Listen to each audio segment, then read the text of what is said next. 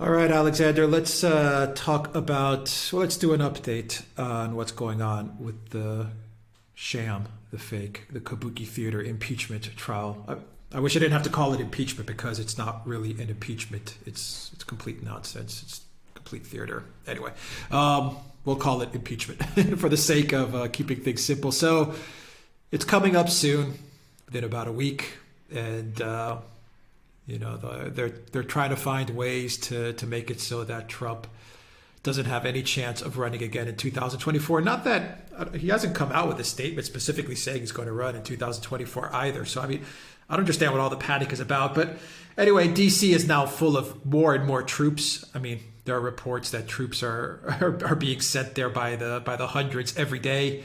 They've erected a permanent wall around the Capitol.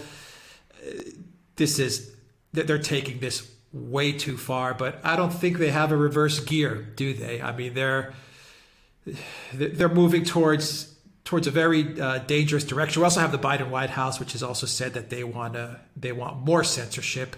They want to curb more free speech. They want to go after more quote unquote domestic terrorists. The Biden White House is not helping the situation whatsoever either. McConnell has lost his mind. He's saying that he's going to go after he wants to go after GOP members in Congress and House reps like what's her name, Green. I believe she's out of Georgia. Everyone seems to be losing their freaking minds in the U.S. government, and I'm not exaggerating it. They all seem to be losing their freaking mind. I entirely agree, and make a comment. And by the way, I saw that Tucker Carlson made exactly the same comment in a program he recently did, which is that it smells of fear. I'm not sure whether these people are frightened, but they give every impression of being. When you start deploying more troops, say you're going to keep them there till March, and it's beginning to look like they're now going to be a permanent presence. You talk about putting railings around the Congress, which, having them there all the time. You're talking about, stamping out, dissent wherever you can. You talk about domestic terrorists. Well, it does look like you're scared of something. And when you're trying to disqualify a political leader like Donald Trump from standing from election again, I have to say this, the impression that gives is that you're afraid of him. I mean, do they think that if he runs again, he will win? I mean, that's the impression that gives, that they're scared that he could win again. So this whole business of disqualifying someone is wrong. Now, I'm not going to rehearse all the arguments we've made because we've discussed them at length, both on this channel and I've also discussed them on my channel. This whole business of impeachment after someone has left office, I am absolutely clear in my mind is wrong. I think it goes completely contrary to what the Constitution says. There are now various judges and lawyers, constitutional lawyers, who think the same way. I appreciate that there are others who think otherwise, but I have to say I find those arguments completely unconvincing.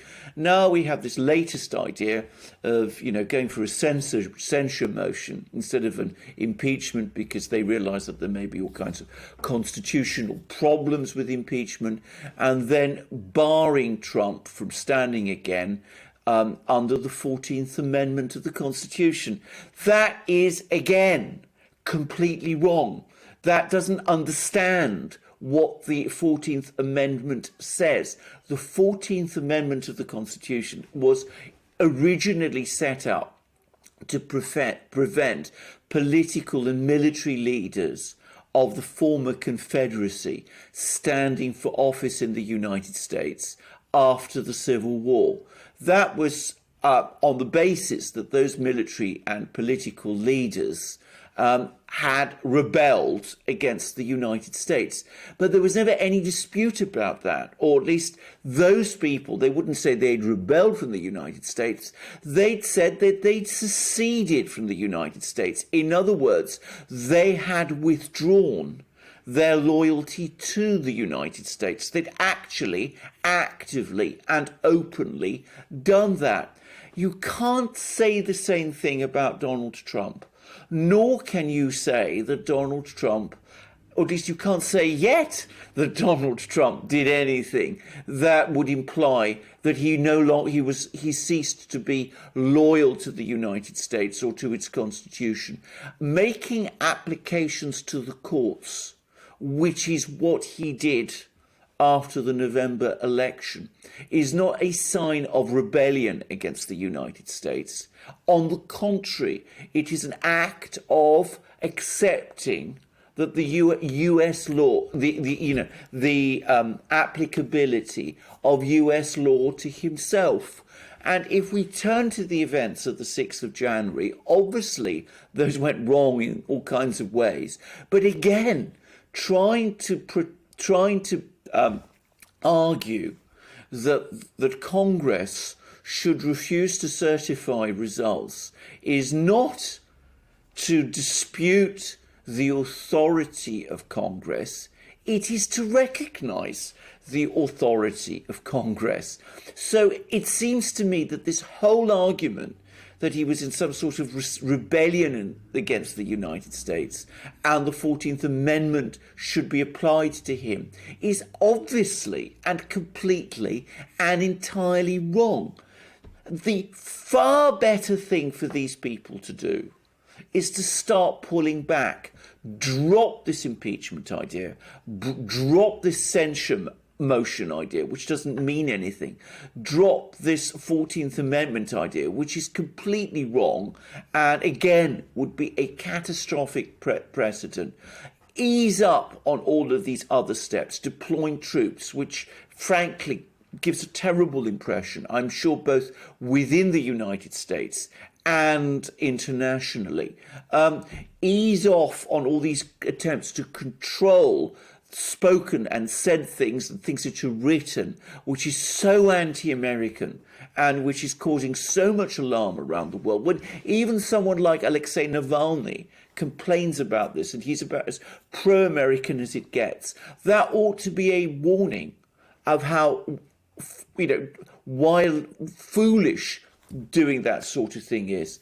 But as you absolutely rightly said, Alex, these people have no reverse gear. They're just pressing on. They're just going to push ahead and carry forward with all of those things that they're doing. And as for Mitch McConnell, he is flailing around because it seems to me that there's growing indications that the Republican Party is now definitely slipping out of his control. It looks increasingly as if Liz Cheney is going to lose her position amongst House Republicans. She's going to lose her position as chair of the Republican conference in the House of Representatives. That's not guaranteed, but that's how it's starting to look. It's also increasingly starting to look as if she may be facing a primary challenges, and that her very position as a Republican representative may be at issue. And there's also, I understand, the first rumblings amongst Senate Republicans that perhaps Mitch McConnell isn't the right sort of person any longer to remain leader of the Republicans in the Senate. I understand, by the way, that Kevin McCarthy, who is the leader of the Republicans in the House of Representatives, has actually met with Donald Trump, and the discussion the two men had with each other was about how to organize the Republican campaign in the eventually coming 2022 midterm elections. So you see House Republicans always closer to the Republican base than Senate Republicans are increasingly tilting back towards Donald Trump, who, after all, has won more votes than any Republican in US history. Far more votes than any Republican in US history. So Mitch McConnell is losing control. The Democrats have lost it. This whole impeachment is a huge mistake. This 14th Amendment idea is terribly wrong. deploying troops is incredibly bad. I think people need to take a step back, start thinking about what they're doing for their own sakes as much as for the United States, and they need to calm down. But they won't do any of those things. On the contrary, they're going to press ahead. No, I agree. They're not going to do any of those things. They're going to look to consolidate their power at all costs, and I really mean they're going to do everything they can to make sure that they stay in power, and they're going to use all the levers of power, whether it's big tech, whether it's the National Guard, whatever they have to do to make sure that they stay in power. Mainstream media. What do you make of all the legal changes on Trump's legal team? We know very little about this, but I'm going to make a guess. The story that's been put out is that the legal team quit because they weren't happy about the fact that Donald Trump wanted to emphasize the problems. I use careful words, careful language now, with the election, and they think that this is a mistaken approach. I find that very strange. That doesn't make any kind of sense to me, and I do wonder whether this legal team, this first legal team, which was basically chosen for Trump by Lindsey Graham, maybe what they were trying to do were to get Trump to come and say that he accepted the results of the election. Something which, of course, Trump is never going to do. And I think if he did that, that would be a major political misstep, because his supporters across the country would be, I think, shocked if he did that. But I think it might also be a legal misstep too. I mean, I'm speculating now because I don't really know what happened, but it might be a legal misstep because, of course, if he now says that he accepted the results of the elections, then of course that might give some more force, not much more force, but some more force to this 14th Amendment argument, because the Democrats and people like Mitch McConnell could say, well, if you accept the election result, then why were you trying to overturn it? And that might be some kind of insurrection, in which case maybe the 14th Amendment applies. But a bad argument, in my opinion, but I could see how it might be made. So if that was what the plan was, if that was what Lindsey Graham and this legal team were trying to achieve, I think Trump was basically right, was probably right to reject it.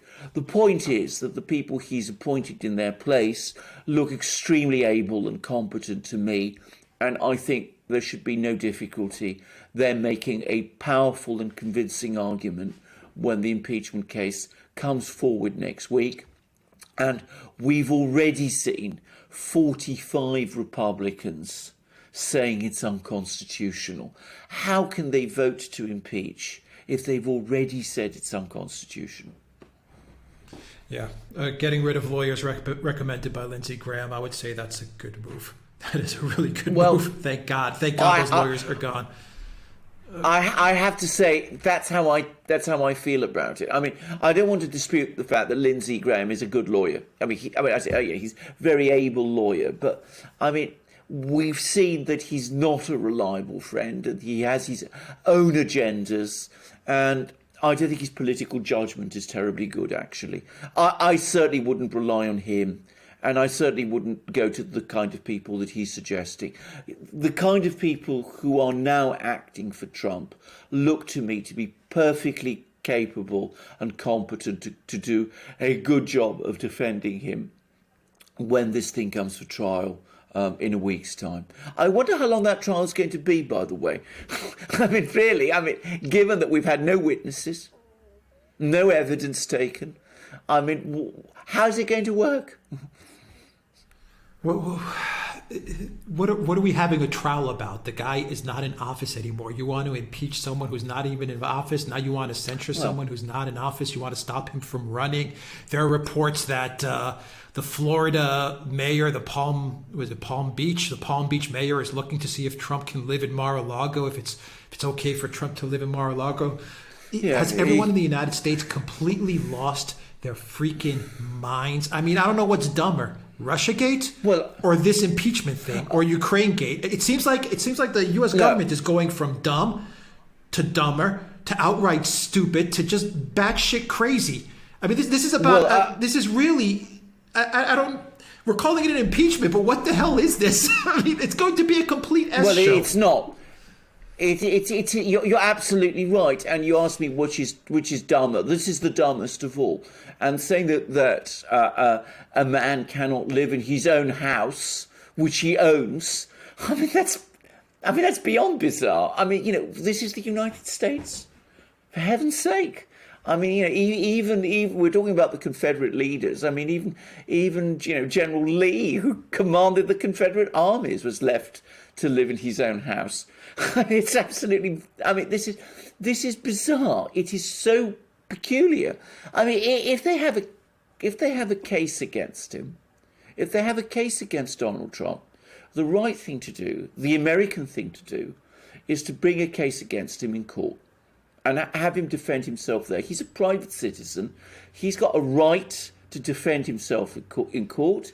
If the United States government thinks it's got a case against him, they don't want to do that. That's the one thing they don't want to do, because obviously they know, they've had advice that they don't have a case against him.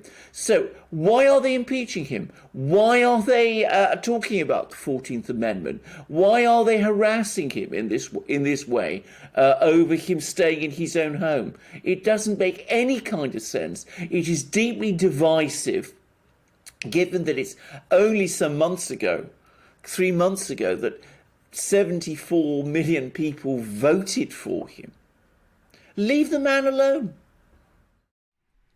What court? I would agree with you on that point too, Alexander. But then I sit there and I say, what court can you go to now in the United States anymore with what we've seen? I mean, they are driving the country straight off of a cliff, and I think they're going to succeed. I mean, I don't see them having any reverse gear to this. They're just plowing straight through. Well, I mean, sooner or later, this is going to crash into the buffers, because it can't go on like this forever. I mean, reality is going to intrude. But in the meantime, it is doing an enormous amount of damage. I mean, it's no secret. I mean, I have never been convinced that anything happened on the 6th of January that justified action against Donald Trump himself. And I think in a mature democracy, people should understand that. I mean, it's the sort of thing that, stuff happens. It's not always good. Sometimes it's very bad. So, perhaps what happened on the 6th of January was very bad. But there are political consequences to that. But to try and turn those political consequences to legal ones by harassing Donald Trump is foolish beyond words, when there isn't a coherent case and there is no legal basis for bringing a case, be it an impeachment, a 14th Amendment case, a prosecution, or whatever. And doing so is causing real damage to the fabric of the Constitution and of the legal system of the United States. That's my opinion. And of course, if you do all of these things in the context of all the other things you're doing, deploying troops, driving people off social media, driving dissident opinions off mainstream media, engaging in some, incredibly bizarre language. I mean, there's a weird book coming out, by the way, which tries to revive the whole Russiagate thesis, and it's all based on some ex-Soviet KGB person who defected in 1993, and he says, that the KGB recruited Donald Trump in the 1980s. And on this gossip, we now see an attempt to revive Russiagate all over again. I mean, people have lost their minds over this. I mean, this isn't derangement syndrome. This is far worse than that. This is a collapse into total absurdity, but an absurdity that does harm. Yeah. These people need to get back to planet Earth. They really do, because I can't. Absolutely. We're talking about an impeachment. We keep on saying the word impeachment when you're impeaching what exactly? This is beyond. This is fantasy land, la la land, stuff of crazy people. And these crazy people are actually running the United States of America. This is pure insanity. Absolutely. I mean, you know, all the founders, people like, you know, Madison and Hamilton and Jefferson, they'd be appalled if they saw the way the republic that they'd worked so hard to set up was reduced to this sort of thing. I mean, the whole point about impeachment was that it was intended to be used very sparingly for only the most extreme and egregious of acts of misconduct by the sitting president. This is just frivolity. I mean, there's no real. There's no basis for bringing a case because he is not the president, and you don't impeach private citizens. I mean, I mean that's an absurd idea, and on top of all of that, there's been no effective or coherent formulation of a case. I mean, there's been none. I mean, and no evidence has been taken. I mean, this is not how it's supposed to be done. I mean, Madison, Jefferson, Hamilton, all lawyers, by the way, all very able lawyers, would have been shocked. I mean, they wouldn't have been shocked. They'd have been appalled. They'd been horrified. They would be saying exactly what you say. Come back down to earth. Stop messing up the republic in this way.